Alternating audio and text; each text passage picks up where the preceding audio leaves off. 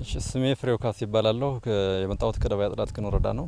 ደባያ ጥላት ግን ወረዳ አስተዳደር ግብርና ጽሕፈት ቤት ኃላፊ ነኝ። ስራዬ እንግዲህ ያው የተገናኘ ነው እዚህ ጎንቻ ሲሶነሴ ወረዳ ባርጃኖ ቀበሌ በመስኖ የሚለማ ስንዴ እና የተፈጥሮ ሀብት እየጎበኘን የተገናኘ ነው። እንግዲህ ይሄ እንደምታየው ወንዙን ለሁለት ከፍሎ የተሰራ የመስኖ ካናል ላይ የለማ ስንዴ ነው እያየን ያለ ነው።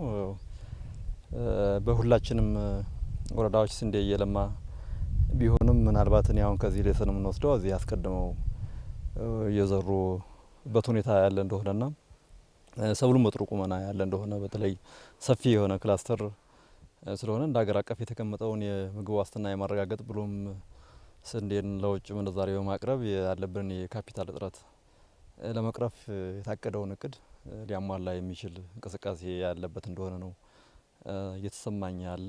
ምናልባት አንዳንድ ሰብሉ ላይ የሚታዩ